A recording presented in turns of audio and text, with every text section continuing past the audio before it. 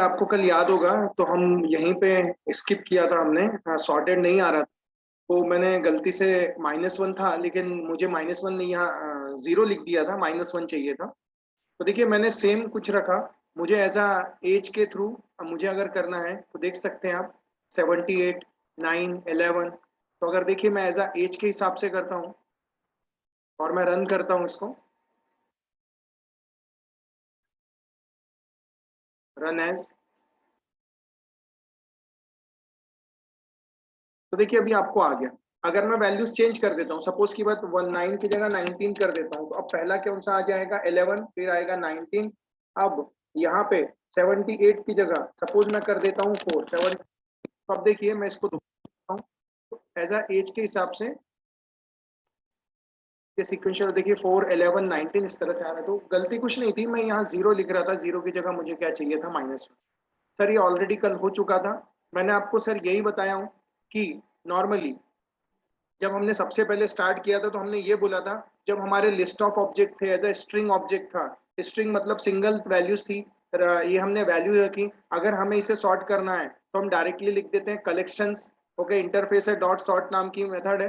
जैसे ही हम लिखते हैं लिस्ट, तो जो लिस्ट होता है उसकी पूरी लिस्ट वो क्या कर देता है, सॉर्ट कर देता है। और जब हमने प्रिंट किया था और हमने इसको रन किया था, हम किया था तो क्या आया था, देखिए इस तरह से सॉर्टेड ऑर्डर में आपको ये सारी की सारी चीजें मिल गई थी, A B as a sequentially ये आ गया था।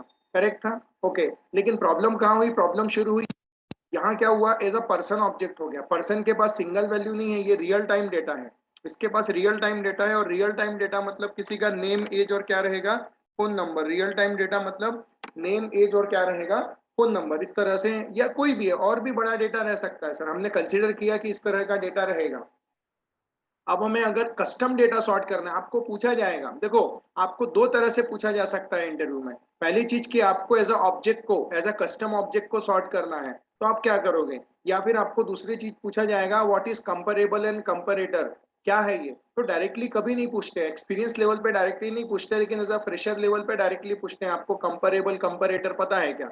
तो कंपेरेबल कब यूज करते हैं, अगर हमें कस्टम ऑब्जेक्ट को सॉर्टेड मैनर में लाना है, कस्टम ऑब्जेक्ट को सॉर्ट करना है डेटा, तो ऐसे केस में हम किसका यूज करते हैं, कंपेरेबल और कंपेरेटर का। तो पहले मैंने आपको बताया था कंपेरेबल। मैं गया था पर्सन क्लास के अंदर, और पर्सन क्या लिखा था, इम्प्लीमेंट्स कंपेरेबल लिखा था, और एज अ पर्सन मैंने यहाँ पे दिया था। जैसे ही मैंने यहाँ पे किया था, इसने मुझसे डिमांड की थी, भैया जाइए और एक मेथड को और राइट किए। उस मेथड का नाम था कंपेयर टू नाम की मेथड, कंपेयर टू नाम की मेथड। ये हम तब और राइट कर पाएंगे जब हम लिख पाएंगे इम्प्लीमेंट्स कंपेरेबल, और यहाँ पे टाइप देना पड़ेगा कौन से ऑब्जेक्ट की बात कर रहे हैं। ओके, तो जब आप बात करेंगे तो एक ऑब्जेक्ट का रेफरेंस इसके पास यहीं से आ जाएगा, क्योंकि आपने कंपेरेबल बोला।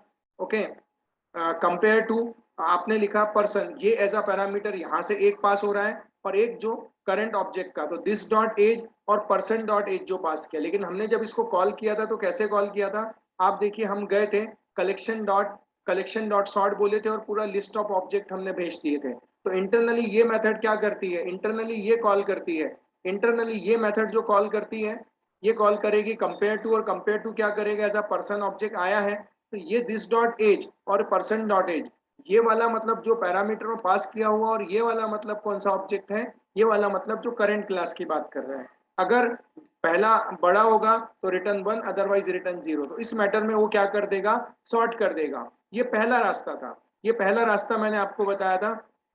दूसरा रास्ता हमने क्या किया था, अगर आप देखोगे टेस्ट 3 में, तो हमने एम्प्लॉय नाम की क्लास यूज किया था।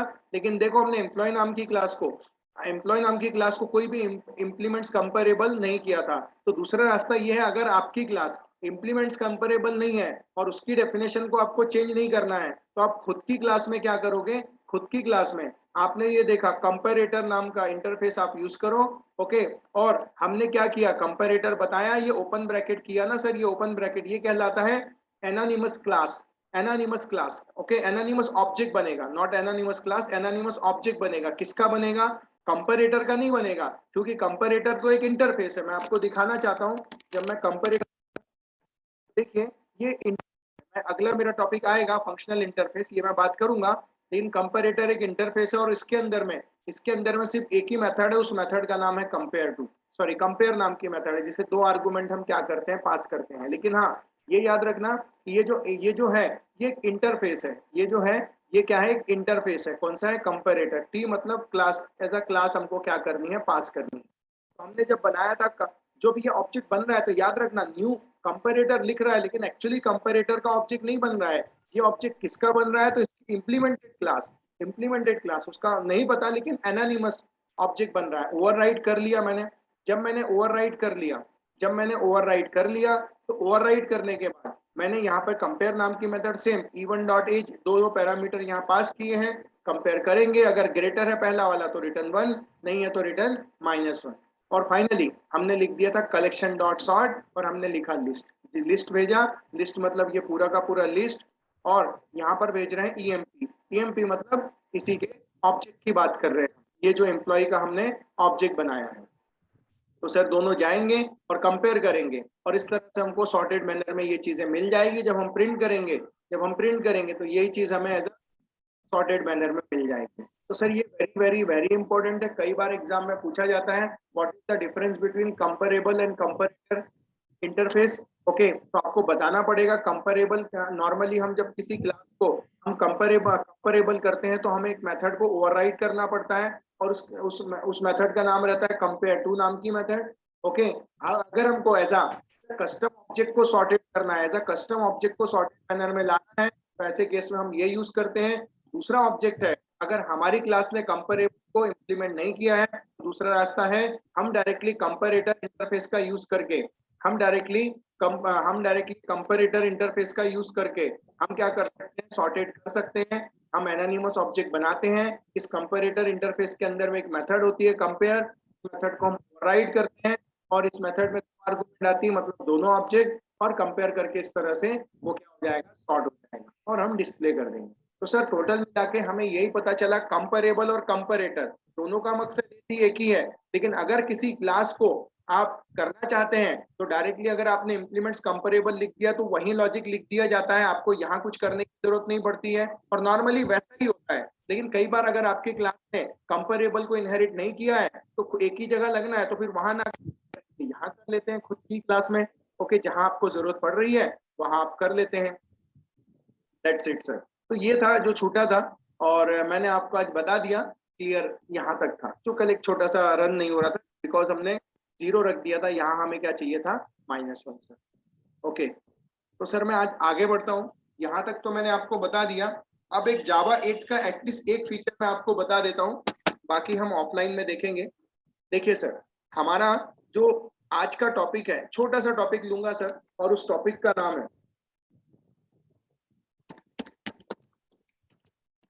Functional interface. उस टॉपिक का नाम है फंक्शन। मैं आपको बताना चाहता हूं सर, फंक्शनल इंटरफेस पढ़ने से पहले आपने एक ऐसा इंटरफेस पढ़ा है अभी तक आपको पढ़ा है नॉर्मल इंटरफेस। जो मैंने आपको पढ़ाया हूं, मैंने आपको नॉर्मल इंटरफेस पढ़ाया। नॉर्मल इंटरफेस में क्या होता है, जैसे आप सर लिखते हैं इंटरफेस इंटरफेस इंटरफेस के अंदर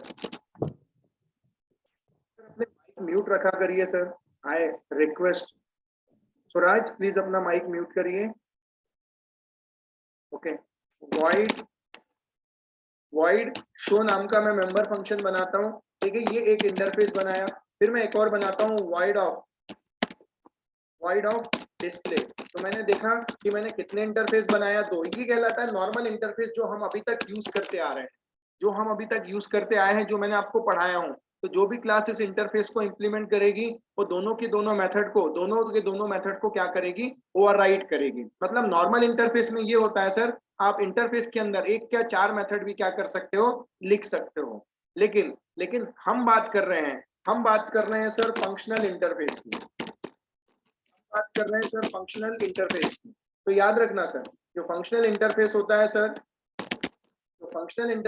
है सर, ओके, मैं बोलता हूँ इंटरफेस सपोज मैं लिखता हूँ सैंपल लिख देता हूँ यहाँ पे, और मैं यहाँ पे जाता हूँ। तो हमेशा याद रखना, फंक्शनल इंटरफेस वही होता है जिसमें सिर्फ एक ही मेथड का प्रोटोटाइप होता है, वो कहलाता है फंक्शनल इंटरफेस। ऐसा इंटरफेस जिसके अंदर में सिर्फ एक ही मेथड का प्रोटोटाइप होता है। ऐसा ऐसा देखो, ये जो है, ये जावा 8 से बोला गया इसको फंक्शनल इंटरफेस।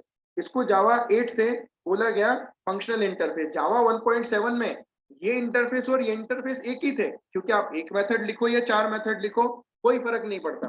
ओके, वो तो नॉर्मल इंटरफेस ही था, लेकिन जावा 8 से ये फीचर आया फंक्शनल इंटरफेस। लेकिन आपको ओके अगर इसको फंक्शनल बनाना भी है तो एक कीवर्ड जावा 8 ने प्रोवाइड किया है। जावा 8 ने कीवर्ड प्रोवाइड किया है और कीवर्ड को यूज करना पड़ेगा। ओके, उसका नाम है @functional interface.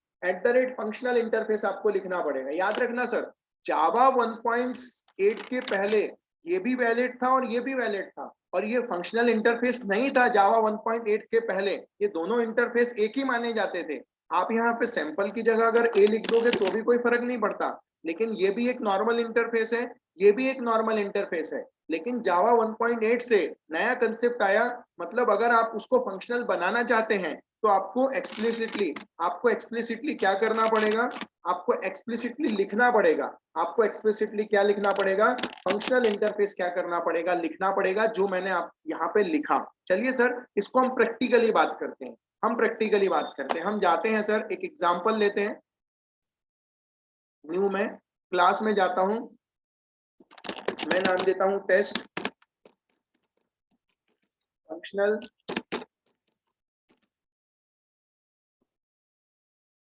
Interface. Test functional interface में बताता हूं यहाँ पे, और मैं यहाँ पे लिख लेता हूँ पब्लिक स्टैटिक वॉइड मेन भी ले लेता हूँ और फिनिश कर दूं।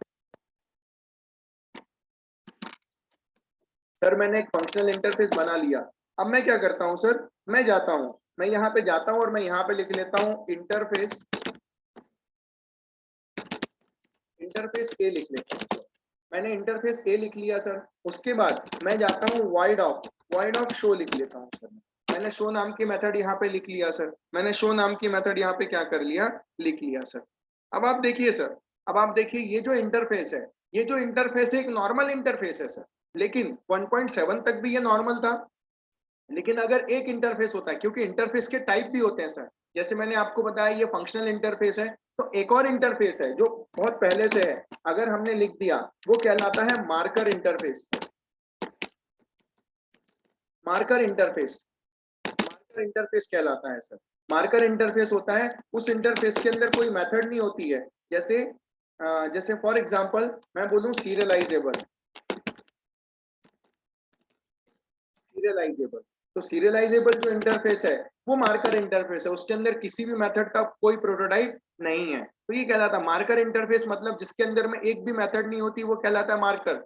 अब जावा 1.7 में 1.7 तक ये इंटरफेस दोनों एक ही था, लेकिन जावा 1.8 से मार्क फंक्शनल इंटरफेस आया। अगर उस इंटरफेस में एक ही मेथड का प्रोटोटाइप है तो वो कहलाता है फंक्शनल इंटरफेस। लेकिन आप अगर आप ऐसा नहीं बताएंगे, देखो अगर मैं यहाँ वॉइड शो लिखा और यहाँ पे लिख दूंगा वॉइड ऑफ डिस्प्ले भी लिख देता हूँ सर। मैंने वॉइड ऑफ डिस्प्ले को एरर नहीं आ रहा, क्योंकि इसे ये नॉर्मल इंटरफेस ट्रीट कर रहा है, एज अ नॉर्मल इंटरफेस। लेकिन आप इसको फंक्शनल ट्रीट करवाना चाहते हो, तो ऐसे केस में आपको यहाँ जाना पड़ेगा और एट द आपको लिखना पड़ेगा। देखो फंक्शनल इंटरफेस आपने लिख दिया, फंक्शनल इंटरफेस। अब अगर आपने फंक्शनल इंटरफेस लिख दिया सर, अब आप देखो लिखने की कोशिश करोगे वॉइड ऑफ डिस्प्ले, आप लिखोगे तो देखो सर एरर आने लगेगा, बोलेगा functional interface A is not a functional interface. देखो वो बोल रहा है ए फंक्शनल इंटरफेस नहीं हो सकता। क्यों? क्योंकि एक तो आपने एनोटेशन दिया है, ऊपर से आपने 2 लिखे हैं। जब आप ये दूसरा हटा दोगे सर तो ये चला जाएगा। तो फंक्शनल इंटरफेस वो तभी कहलाएगा जब उसके अंदर एक ही एब्स्ट्रैक्ट मेथड हो, तभी वो कहलाएगा फंक्शनल इंटरफेस। अब थोड़ा सा आगे बढ़िए सर। 2 चीजें एक दूसरे से हमेशा रिलेट करती हैं सर। पहली रिलेट करती है फंक्शनल इंटरफेस। पहला रिलेट करता है फंक्शनल इंटरफेस, और जो सेकंड रिलेट करता है वो करता है lambda expression. Very very frequently पूछे जाने वाले क्वेश्चन है सर। फंक्शनल इंटरफेस और लैम्बडा एक्सप्रेशन सर, ये दोनों के दोनों एक दूसरे से क्या करते हैं, रिलेट करते हैं। Functional interface and lambda expression. तो फंक्शनल इंटरफेस मैंने आपको बताया ऐसा इंटरफेस जिसमें एक ही एब्स्ट्रैक्ट मेथड होती है और उसमें एनोटेशन हम यूज करते हैं @फंक्शनल इंटरफेस, तो वो कहलाता है फंक्शनल इंटरफेस। अब ये लैम्बडा एक्सप्रेशन क्या होता है सर? ये लैम्बडा एक्सप्रेशन किस तरह से वर्क करता है सर? लैम्बडा एक्सप्रेशन जो आया है जावा 8 में ही आया है। दूसरी चीज, ये स्पेशली आया है फंक्शनल इंटरफेस के लिए। क्यों फंक्शनल इंटरफेस के लिए आया है? देखिए, मैंने अभी इंटरफेस ये तो बना दिया सर, मैंने इस तरह से डिफाइन कर दिया। अब मैं जाता हूँ public static void main, public static void main जाता हूँ और यहाँ जाके मैं लिख लेता हूँ मेरे इंटरफेस का नाम क्या है? ए। मेरे इंटरफेस का नाम क्या है? ए नाम है सर। ओके, तो मैं जाता हूँ, ए नाम दूं या सैंपल नाम दूं, कोई भी चलेगा। मैं सैंपल दे देता हूँ, थोड़ा सा अच्छा लगता है, सैंपल नाम दे देता हूँ। अब देखिए सर, आप तो जानते हैं इंटरफेस का आप ऑब्जेक्ट क्रिएट नहीं कर सकते, तो सैंपल, सैंपल के सामने ऑब्जेक्ट। लेकिन सर आप जानते हैं सैंपल एक इंटरफेस है। सैंपल क्या है? एक इंटरफेस है, और वो फंक्शनल इंटरफेस है। इजी इक्वल्स टू मैं बोलता हूँ न्यू, और मैं यहाँ पे बोल देता हूँ सैंपल। मैं सैंपल बोलता हूँ सर। देखो, जैसे ही मैंने सैंपल लिखा और कंट्रोल इंटर किया, देखो सर उसने खुद ओवरराइट कर दिया। देखो सर, फिर ध्यान से देखो, मैं कंट्रोल जेड कर रहा हूँ, ध्यान देना। मैं सैंपल लिखता हूँ इज इक्वल टू न्यू, और मैं जाता हूँ और मैं बोलता हूँ SAMPLE। जैसे ही अब देखो आई लिख के आ रहा है, आई का मतलब होता है सैंपल, सॉरी आई का मतलब होता है इंटरफेस। मैं जैसे इंटर करूंगा ना सर, इंटर करते बराबर ये सैंपल के लिए, देखो जैसे ही इंटर करता हूं, देखो सैंपल को सेमीकोलन नहीं दिया यहाँ पे, उसने ओपन ब्रैकेट किया, उसने क्लोज ब्रैकेट किया, उसने शो नाम की मेथड को क्या कर दिया? ओवरराइड कर दिया सर। उसने शो नाम की मेथड को क्या कर दिया? ओवरराइड कर दिया सर। तो ये क्या हो गया? ओवरराइड हो गया सर। शो नाम की मेथड ओवरराइड हो गई। तो क्या हुआ? एक्चुअली ये ब्रैकेट, ओपन ब्रैकेट, पता है सर क्या हो रहा है? एक क्लास बन रहा है, एक क्लास बन रही है जिसको बोला जाता है एनोनिमस। एनोनिमस एनोनिमस क्लास बन रही है, एनोनिमस क्लास बन रही है, और इंटरनली उसका बन रहा है ऑब्जेक्ट। उसका, उस ऑब्जेक्ट, उस क्लास का क्या बन रहा है? ऑब्जेक्ट बन रहा है सर। तो सर एक्चुअली आपको ऐसा लगेगा सर आपने तो sample is equal to new sample लिखा, तो सर आपने तो इंटरफेस का ऑब्जेक्ट बनाया। लेकिन आप तो जानते हैं सर इंटरफेस का ऑब्जेक्ट तो कभी बन ही नहीं सकता सर, क्योंकि इंटरफेस को हम न्यू कीवर्ड से कभी नहीं बना सकते। जिस तरह से आप एब्स्ट्रैक्ट क्लास के लिए नहीं बना सकते, उस तरह से आप सैंपल क्लास के लिए भी नहीं बना सकते। तो एक्चुअली ऑब्जेक्ट इसका नहीं बन रहा है सर, एक्चुअली ऑब्जेक्ट बन रहा है इसकी इंप्लीमेंटेड क्लास का। ये एनोनिमस क्लास होगी, ये दिखेगी नहीं, लेकिन इंप्लीमेंटेड क्लास का क्या बनेगा? ऑब्जेक्ट बनेगा सर। और मैं जाऊंगा यहाँ पे, और मैं यहाँ पे लिख दूंगा सिस आउट, और मैं लिख दूंगा हेलो। मैं लिख देता हूँ हेलो, और मैं अब रन कर देता हूँ सर। देखिए, मैं जाता हूँ और मैंने बना तो लिया, लेकिन एक्चुअली ऑब्जेक्ट इसका नहीं बना। किसका बना? इसकी इंप्लीमेंटेड क्लास का बना। अब अगर मैं जाता हूँ और मैं इसे कॉल करता हूँ, मैं जाता हूँ, मैं लिखता हूँ sample dot show, sample dot show लिखता हूँ। ओके, तो याद रखना, ऑब्जेक्ट सैंपल, ऑब्जेक्ट इंटरफेस का नहीं बना सर। ऑब्जेक्ट किसका बना? उसकी इंप्लीमेंटेड क्लास का ऑब्जेक्ट बना। किसका बना? उसकी इंप्लीमेंटेड क्लास का। अब मैं रन करता हूँ, देखो ये ब्रैकेट, मतलब यहाँ पे ये ब्रैकेट शुरू हुआ और ये ब्रैकेट यहाँ खत्म हो गया। मैं रन करता हूँ, रन एस करता हूँ, जावा एप्लीकेशन बोलता हूँ, और मुझे हेलो आ जाएगा सर इस तरह से। तो ये कहलाता है सर फंक्शनल इंटरफेस। और ये सिंपल, अभी मैंने लैम्बडा एक्सप्रेशन यूज नहीं किया हूं, अभी सिंपली मैंने सैंपल लिखा, तो क्या बना? एनोनिमस क्लास बना, और उस क्लास का क्या बना? ऑब्जेक्ट। एक काम करते हैं सर, हम पहले देख लेते हैं कि हम बना कहाँ रहे हैं। हम जाते हैं एक बार प्रॉपर्टीज में, और हम बोलते हैं यूजर डॉक्यूमेंट्स वर्कस्पेस के अंदर में कलेक्शन एग्जाम्पल। तो हम जाके देखते हैं सर, ठीक है, डॉक्यूमेंट्स के अंदर वर्कस्पेस। तो हम जाते हैं डॉक्यूमेंट्स के अंदर वर्कस्पेस। लेकिन सवाल ये उठता है कि वर्क स्पेस कौन सा है? वर्क स्पेस कौन सा है वो भी देखना पड़ेगा। बहुत सारे वर्क स्पेस है। वर्क स्पेस है 4.4.12.0 लीज, 4.4.12.0 लीज, ये वाला है। इसमें है कलेक्शन एग्जाम्पल। कलेक्शन एग्जाम्पल में जाऊंगा तो I thought SRC, form, app, PI। Okay, PI के बाद अरे लिस्ट, टेस्टमेंट है। ये देखो, ये फंक्शनल इंटरफेस है, ये फंक्शनल इंटरफेस है। एक सेकंड, मैं देख रहा हूँ, कुछ और चीजें देख रहा हूँ मैं।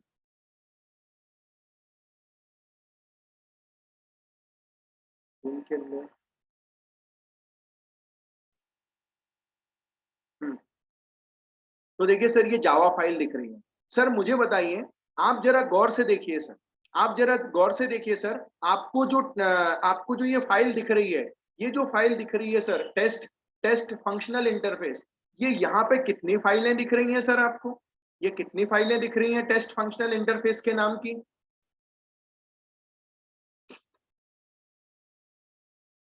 सर प्लीज फटाफट आंसर दीजिए। टेस्ट फंक्शनल इंटरफेस जो हमने क्लास बनाए, ये इस क्लास की जो क्लास फाइल आपको यहाँ पे दिख रही है, ये कितनी क्लास, ये सब क्लास फाइल है सर। तो टेस्ट फंक्शनल इंटरफेस नाम की कितनी क्लास फाइल दिखी आपको? 2 फाइल्स। 2 फाइल दिखी। क्या नाम है दोनों फाइलों का? Test functional interface.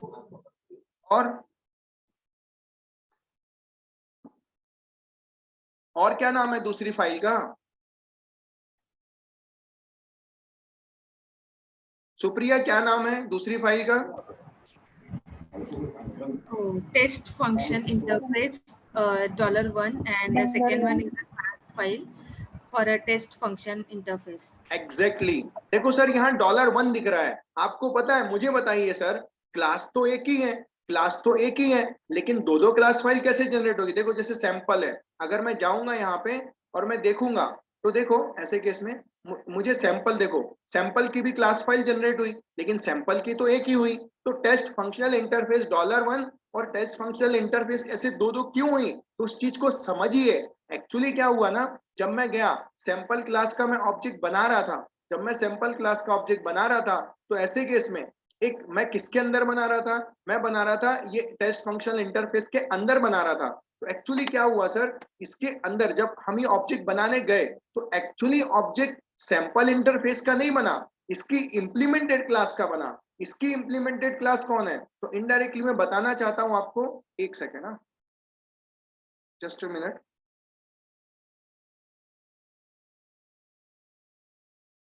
हाँ, तो कहने का मतलब ये कि ये जो सैंपल का ऑब्जेक्ट नहीं बनाया, इसकी इंप्लीमेंटेड क्लास रेफरेंस इसी ने लिया।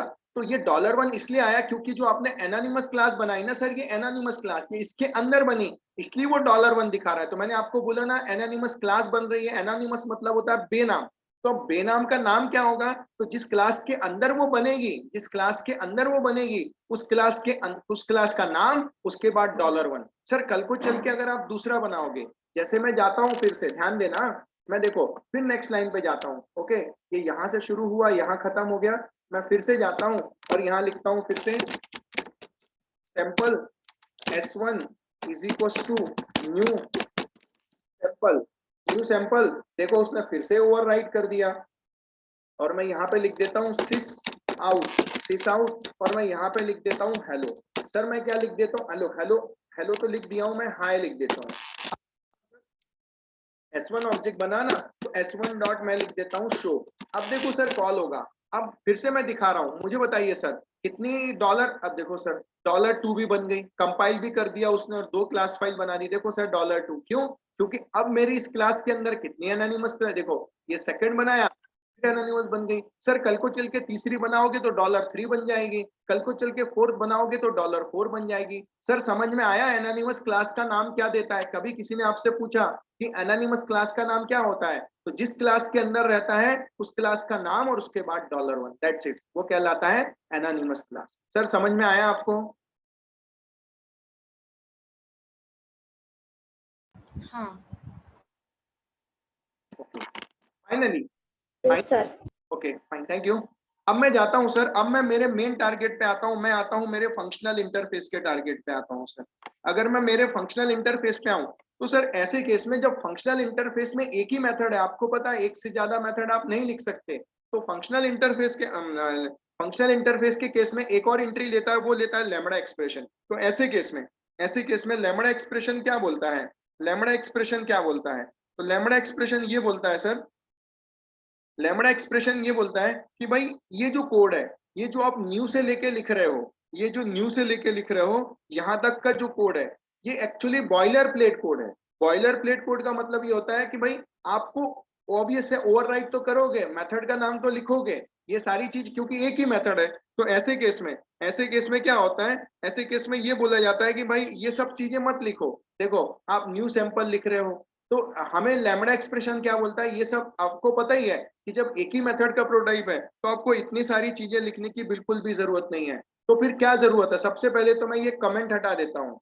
दूसरी चीज मैं ये बोलना चाहता हूँ कि आपको ये भी लिखने की जरूरत नहीं है, सैंपल भी लिखने की आपको जरूरत नहीं है। इसके अलावा आप जो मेथड को ओवरराइड कर रहे हो, ये जो मेथड को ओवरराइड कर रहे हो, ये मेथड भी लिखने की जरूरत नहीं है। ये आपने ब्रैकेट दे दिया, ये आपने ब्रैकेट दे दिया, आपको ये भी लिखने की जरूरत नहीं है। ये आपने इस तरह से लिख दिया। इस तरह से लिखने के बाद, इस तरह से लिखने के बाद आपका एक लाइन का कोड है। कितने लाइन का कोड है? एक लाइन का। मैं जाता हूं माइनस और एरो का साइन, माइनस और एरो का साइन। तो देखो सर, मैंने लिख दिया और मैंने लिख दिया एरो का साइन मैंने इस तरह से दे दिया।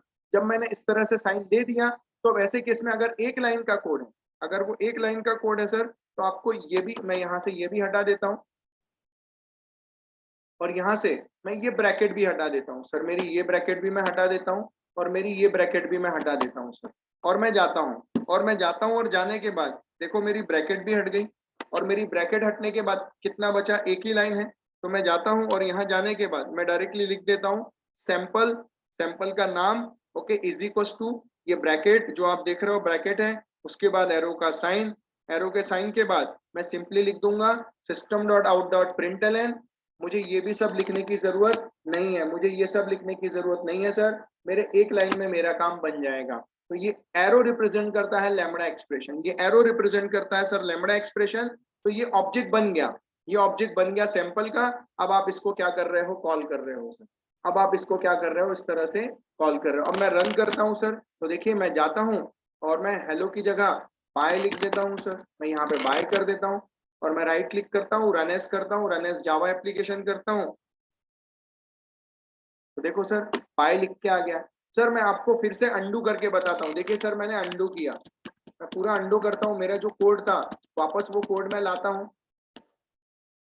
ओके। और मैं आपको यही बोल रहा हूँ सर, आप यहाँ से लेके यहाँ तक सेम है ना सर। जैसे मैंने फॉर एग्जांपल एक लिया ना, अब मैं इसको एज इट इज रखता हूँ। मैं सेकंड वाला बनाता हूँ, sample, sample s1 is equal to new, और मैं न्यू सैंपल बोलूंगा, ओवरराइट कर देगा, ओवरराइट कर देगा।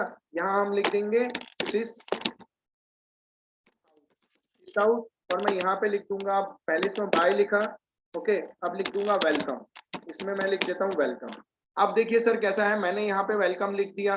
वेलकम लिखने के बाद सर, अब मैं आपको वही बोल रहा हूँ, ये जो कोड है न्यू बनाना, मेथड का नाम लिखना करना ही पड़ेगा ना सर, ओवरराइड है। जबरदस्ती ऐसे केस में ये सब चीजें करें सर?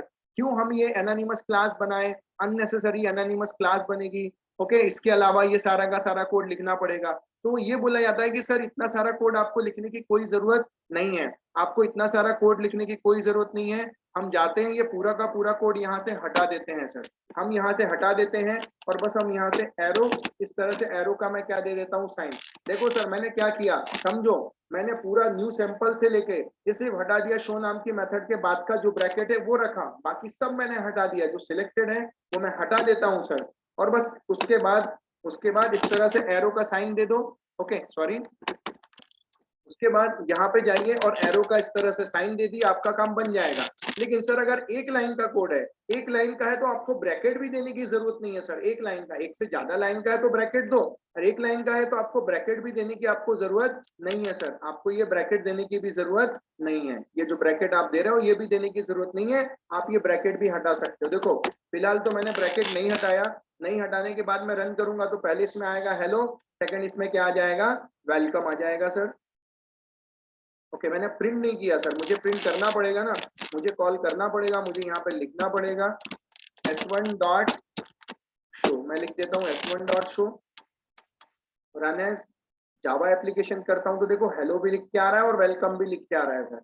और अगर एक लाइन का कोड है सर तो आपको ये भी लिखने की जरूरत नहीं है सर, और यहाँ पर आपको ये भी लिखने की जरूरत नहीं है, ये भी लिखने की जरूरत नहीं है सर। फाइनली इस तरह से आपका काम बन जाएगा। तो देखिए मैं जाता हूँ, मैं रन एज करता हूँ, रन एज जावा एप्लीकेशन करता हूँ, तो देखो हेलो भी लिख के आ रहा है और क्या लिख के आ रहा है? वेलकम लिख के आ रहा है। समझ में आया क्या? What is lambda expression and what is functional interface sir? ये दोनों चीजें, अगर फंक्शनल इंटरफेस होगा तो लैम्बडा एक्सप्रेशन होगा, अगर फंक्शनल इंटरफेस ही नहीं होगा तो वहां पे लैम्बडा एक्सप्रेशन का कोई इंपॉर्टेंस नहीं है। आर यू गेटिंग इट और नॉट? समझ में आया सभी को? Yes, sir. Yes, sir. Okay sir concept बहुत सिंपल है, लेकिन मैं बता दूं ये जावा 8 का फीचर है सर। जब ये आप फंक्शनल इंटरफेस बोलोगे तभी ये हो पाएगा, नहीं तो नहीं हो पाएगा सर। ओके और भी फीचर्स है सर जो आने वाले अपकमिंग लेक्चर्स में हम देखेंगे, जैसे स्ट्रीम एपीआई क्या होता है। Stream API is a very very very important sir. ये सब मक्खन क्वेश्चन है, क्रीम क्वेश्चन है। What is comparable, what is comparator, difference between comparable comparator, where we use the comparable, where we use the comparator, okay, what is functional interface, what is lambda expression, ये सब पूछे जाने वाले question है sir, जो interview में पूछे जाते हैं सर। स्ट्रीम एपीआई ये डिमांडिंग चीजें हैं सर, तो मैं स्ट्रीम एपीआई भी, हमारा जो नेक्स्ट लेक्चर रहेगा कलेक्शन फ्रेमवर्क में, वो हम स्ट्रीम एपीआई ही पढ़ेंगे सर। आज के लिए मैं इतना ही लेता हूं सर, बाकी हम कल देखते हैं। कल तक के लिए टाटा बाय बाय।